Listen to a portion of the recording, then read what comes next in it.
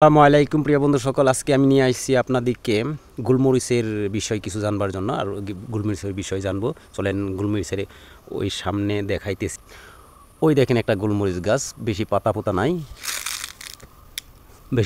নাই, ওইখানে দেখাবো গোলমরিচ।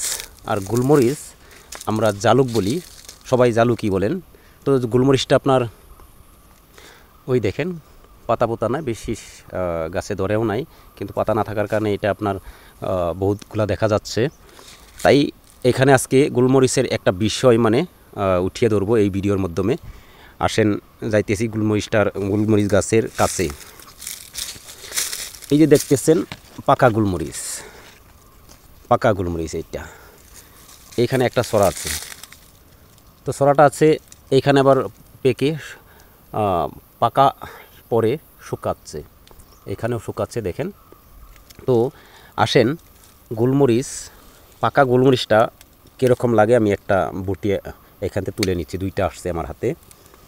তো বন্ধু সকল, পাকা গোলমরিচের আসলে চামড়াটা ঝালকা লাগে, ঝাল লাগে, টক লাগে, না আপনার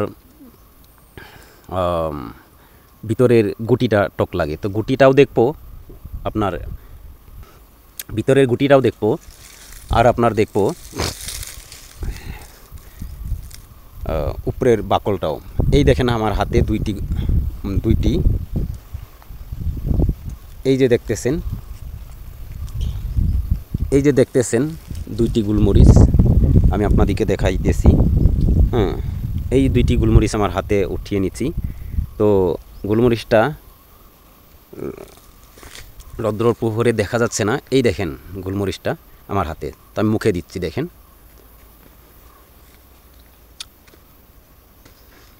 চামড়াটা অল্প মিষ্টি লাগছে, চামড়াটা কিন্তু অল্প মিষ্টি লাগছে, কিন্তু এটা গুটিটা দেখলেন, এই যে গুটিটা এখন মিষ্টি লাগলো, কিন্তু এটা তো আপনার কোনো আপনার এর ঝালের কোনো বুঝতে পারলাম না। তাই এখন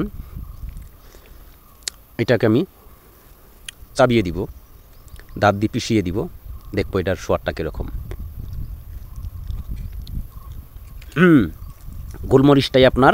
গোলমরিচের গুটিটাই যেই আমরা ঝাল অনুভব করি, জ্বালা অনুভব করি, গোলমরিচের গুটিটাই জ্বালা। আজকে জানতে পারলাম যে গোলমরিচের গুটিটাই জ্বালা, কিন্তু উপরের বাকলটা আপনার জ্বালা হয় না, পাকলে মিঠা লাগে। এমনকি কাঁচাটাও আপনার